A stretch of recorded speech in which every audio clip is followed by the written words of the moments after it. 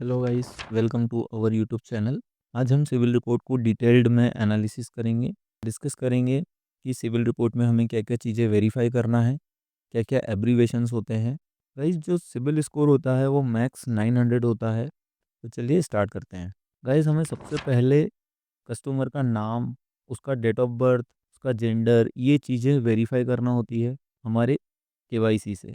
Client ने जो हमें केवाईसी दिया है, वो केवाईसी से क्लाइंट का नाम, उसका डेट ऑफ बर्थ, उसका जेंडर मैच हो रहा है या नहीं हो रहा है, ये हमें वेरीफाई करना होता है। देन हम देखते हैं क्लाइंट का सिबिल स्कोर, कि क्लाइंट का सिबिल स्कोर कितना है, वो यहाँ हमें स्पष्ट दिखाई देता है। नेक्स्ट आते हैं हम गाइस आइडेंटिफिकेशन पर। गाइस, यहाँ पर जो आइडेंटिफिकेशन वाला पार्ट है, यहाँ हमें क्लाइंट ने जो केवाईसी डॉक्यूमेंट दिया है, जो वोटर आईडी दिया है, जो पैन डिटेल्स दी है, वो हमें ब्यूरो से मैच करना है। एक्चुअली जो सिविल रिपोर्ट में वो दिख रहा है, वो एक्चुअल में क्लाइंट ने हमें दी है, वो केवाईसी नंबर, वो डॉक्यूमेंट नंबर यहाँ पर सिविल रिपोर्ट में मैच हो रहा है या नहीं हो रहा है, इसको हमें प्रॉपर से चेक करके वेरीफाई करना है। नेक्स्ट आते हैं हम कॉन्टैक्ट डिटेल्स पर। कॉन्टैक्ट नंबर गाइस कई बार डिफरेंट हो सकते हैं, क्योंकि हो सकता है कि हमारे यहाँ पर क्लाइंट ने लोन के लिए एप्लीकेशन दी है, उसके पहले भी क्लाइंट जो है वो कई बार अदर फाइनेंशियल इंस्टीट्यूशन से लोन के लिए अप्लाई कर चुका होता है। तो हो सकता है उसने कई और लोन के लिए जो एप्लीकेशन किया था वहाँ पर डिफरेंट कॉन्टैक्ट नंबर दिया था, तो कई बार ये कॉन्टैक्ट नंबर डिफरेंट डिफरेंट हो सकते हैं। तो ये डिटेल्स हमें क्लाइंट के साथ डिस्कस कर कर वेरीफाई करना है। ईमेल आईडी का भी सेम यही है सिनेरियो। क्लाइंट डिफरेंट डिफरेंट जगह पर डिफरेंट डिफरेंट मेल आईडी यदि देता है, तो वहाँ पे भी different different mail ID show होती है। या मेल आईडी यहाँ पर शो हो रही है, तो क्लाइंट से हमें डिस्कस करके मेल आईडी वेरीफाई करना है क्लाइंट से। नेक्स्ट आते हैं हम एड्रेस पर। देखिए, इस सिनेरियो में हम देख रहे हैं कि इसमें 2015 में कोई लोन एप्लीकेशन किया था, वहाँ का एड्रेस इसमें शो हो रहा है। 2016 में इन्होंने कहीं लोन के लिए एप्लीकेशन किया था, वहाँ का एड्रेस दिख रहा है। तो 2023 में इन्होंने लोन के लिए एप्लीकेशन किया था, वहाँ का एड्रेस दिख रहा है। कई इसमें हमें थोड़ा ध्यान देने की ज़रूरत है। इसमें कई बार क्या होता है कि सपोज़ करें क्लाइंट ए है और उसका ब्रदर है क्लाइंट बी, दोनों साथ में बिज़नेस करते हैं, लेकिन हमारे पास जो एप्लीकेशन आई है वो क्लाइंट ए की है, और क्लाइंट बी जो था वो एक्चुअल में पूरा बिज़नेस रन करता था और उसके नाम से पूरी डिटेल्स थी। लेकिन क्या हुआ कि क्लाइंट बी ने क्लाइंट ए को बोल दिया कि आप आपका बिज़नेस अलग कर सकते हो।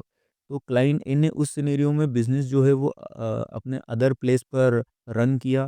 तो उस सिनेरियो में भी यहाँ पर एड्रेस डिफरेंट हो सकता है। यहाँ पर यदि एड्रेस डिफरेंट हो रहा है, तो गाइज़ आपको उस एड्रेस का नेबर चेक वहाँ पर करना है। आपको ये ध्यान रखना है, यदि ये क्लाइंट ए है और क्लाइंट बी है, वो 2015 से कोई बिज़नेस रन कर रहे थे ए प्लेस पर, और सडनली दोनों ब्रदर्स के बीच में कुछ डिस्प्यूट हुआ और क्लाइंट बी ने क्लाइंट ए को बोला कि आप आपका जो बिज़नेस है वो सेपरेट कर लीजिए, मुझे आपके साथ बिज़नेस नहीं करना। तो क्लाइंट ए ने डिफरेंट प्लेस पर वो जो बिज़नेस है वो रन किया, और यदि हम फीडबैक या नेबर चेक कर रहे हैं, वो क्लाइंट ए का वो करंट वाले बिज़नेस प्लेस पर कर रहे हैं। तो हमें ज़्यादा बेटर जो फीडबैक दे पाएगा वो क्लाइंट बी का जो एड्रेस था, या 2015 में जहाँ बिज़नेस रन हो रहा था, वो हमें प्रॉपर फीडबैक दे पाएगा। कई सारी डिटेल्स जो है हम वहाँ से फाइंड कर सकते हैं। तो हमें ये डिटेल्स जो है वो बिल्कुल केयरफुली देखना है। अब आते हैं गाइस नेक्स्ट स्टेप पर। गाइस, यहाँ पर जो है लोन अकाउंट की डिटेल होती है, जैसे कि total number of loan client ने कितने ले रखे हैं, टोटल नंबर ऑफ अकाउंट्स कितने ओवरड्यू हैं, ज़ीरो बैलेंस अकाउंट कितने हैं, जो लोन्स लिए थे वो कितने क्लोज कस्टमर ने कर दिए हैं, रीपे कर दिए हैं, और कितना ओवरड्यू है, कितना अमाउंट ओवरड्यू दिख रहा है, करंट बैलेंस कितना है, हाईएस्ट क्रेडिट लिमिट कितना यूटिलाइज किया हुआ है। ये सारी डिटेल्स हमें यहाँ पर मिल जाती है। नेक्स्ट जो स्टेप है गाइस, इंक्वायरी। इंक्वायरी में हमें ये चेक करना है कि total number of enquiries client की कितनी है, लास्ट 30 डेज में उन्होंने कितना एप्लीकेशन लगी हुई है, पास्ट 12 मंथ में कितनी एप्लीकेशन है। वैसे हम पास्ट 30 डेज का देखना बहुत मैंडेटरी है, कि पास्ट 30 डेज़ में क्लाइंट ने कहाँ-कहाँ एप्लीकेशन दी है। हमें ये भी ऑब्ज़र्व करना है कि क्लाइंट जो है वो कई बार मल्टीपल टाइम्स लोन एप्लीकेशन कर रहा है, तो कहीं न कहीं जो क्लाइंट है वो फाइनेंशियल स्ट्रेस में है, या फिर क्लाइंट का जो एप्लीकेशन है वो रिजेक्ट हो रहा है या कहीं पर सैंक्शन हो भी गया है, तो क्लाइंट ने वहाँ से कैंसल करवाया है या नहीं करवाया है। तो कई बार हम ये डुअल फंडिंग के चांसेस भी होते हैं, उससे भी हम बच सकते हैं। ये जो डिटेल्स है इसको बिल्कुल केयरफुली चेक करना है और डिस्कस करना है क्लाइंट के साथ। अब नेक्स्ट स्टेप पर आ जाते हैं गाइस। इसमें हमें चेक करना है मेंबर का नाम। वैसे बेसिकली मेंबर का नाम और अकाउंट नंबर इसमें शो नहीं होता है।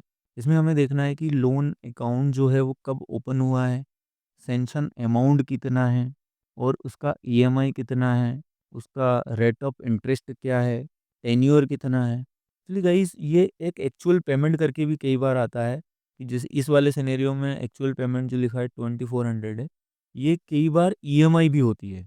ये जो करंट बैलेंस होता है गाइस, वो जो फाइनेंशियल इंस्टीट्यूशन है, उन्होंने जब सिबिल को ये डिटेल्स रिपोर्ट की है तब का ये करंट बैलेंस है। मतलब इस वाले सिनेरियो में देखिए आप, रिपोर्टेड एंड सर्टिफाइड जो डेट आ रही है वो फरवरी 2024 आ रही है।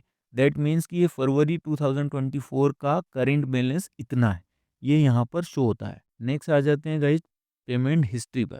पेमेंट हिस्ट्री जो होती है गाइस वो लास्ट 36 मंथ का इसमें होता है। इसको सजेस्ट किया जाता है कि लेफ्ट टू राइट इसको स्टडी करना होता है।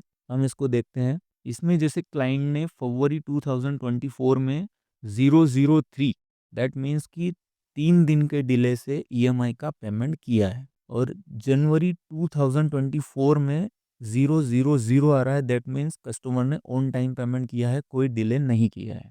अब सितंबर 2023 में हम देख रहे हैं कि 035, दैट मीन्स कि कस्टमर ने जो ईएमआई है वो ड्यू डेट से 35 डेज आफ्टर उसका ईएमआई का पेमेंट किया है।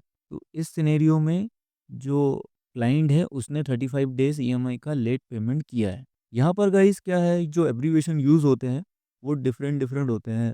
कई बार आपने देखा होगा कि यहाँ पर एसटीडी लिखा होता है। एसटीडी का मतलब होता है स्टैंडर्ड, मतलब क्लाइंट ने जो ईएमआई का पेमेंट है वो समय पे किया है और जब करना होता है तब उसको पेमेंट किया है। यहाँ पर कई बार होता है कि सब स्टैंडर्ड लिखा होता है, एसयूबी लिखा हुआ होता है, या एलएसएस लिखा हुआ होता है, या एसएमए लिखा हुआ होता है। गाइस जो एसएमए होता है वो 3 टाइप का होता है, आप नोट डाउन कर लीजिएगा। जो एसएमए होता है गाइस वो 130 डेज का यदि डीपीडी है तो वो एसएमए 0 में क्लासिफाइड करता है। यदि 31 टू 60 डेज का डीपीडी है तो वो एसएमए 1 में क्लासिफाइड करता है।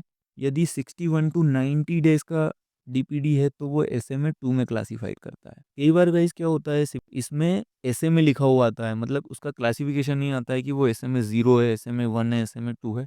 तो उस सिनेरियो में गाइस क्या करना है कि हमें जो क्लाइंट है उसका लोन स्टेटमेंट डिमांड करना है और फिर हमें चेक करना है कि वो किस एसएमए में क्लासिफाइड कर रहा है। दूसरा गाइस जो एसयूबी होता है, एसयूवी का मतलब होता है सब स्टैंडर्ड अकाउंट।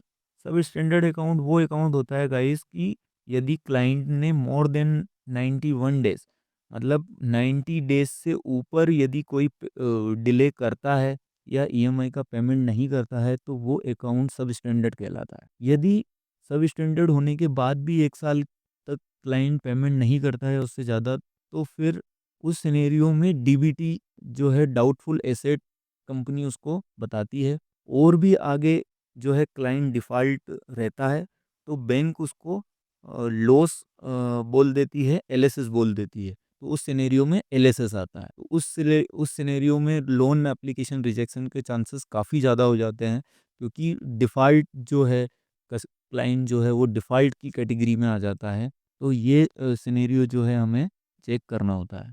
नेक्स्ट गाइस हम चेक करेंगे इंक्वायरीज़। हमें बेसिकली लास्ट 6 मंथ का इंक्वायरीज चेक करना होता है कि क्लाइंट जो है उन्होंने लास्ट 6 मंथ में कहाँ-कहाँ लोन के लिए एप्लीकेशन दी है। वैसे गाइस इसमें मेंबर का नाम नहीं आता है कि क्लाइंट ने कहाँ लोन के लिए एप्लीकेशन दी है। ये हमें क्लाइंट से ही डिस्कस करना होता है कि क्लाइंट से हमें क्वेश्चन करना होता है कि सर आपने, जैसे इस वाले सिनेरियो में मार्च 2024 में कोई एप्लीकेशन लगा था हाउसिंग लोन का 10,50,000 का। तो हमें क्लाइंट से डिस्कस करना है कि सर ये जो मार्च 2024 में हाउसिंग लोन के लिए जो एप्लीकेशन किया था, वो आपने कहाँ पर किया था और वहाँ की लोन एप्लीकेशन का स्टेटस क्या है? रिजेक्शन है तो वहाँ से क्यों रिजेक्शन हुई है? ये डिटेल्स हमें वहाँ पे लेना है। यदि फाइनेंशियल इंस्टीट्यूशन का नाम भी यदि क्लाइंट आपको शेयर करता है या वहाँ से भी डिटेल्स ले सकते हैं। तो ये बेसिक सी डिटेल्स थी गाइस, जिसमें हमें जो सिबिल रिपोर्ट है उसको स्टडी करने के लिए पॉइंट्स जो होते हैं वो हमें ये चेक करना होता है। ऐसे ही और वैल्यूएबल वीडियोस के लिए प्लीज़ लाइक, शेयर और सब्सक्राइब करें। Thank you for watching this video.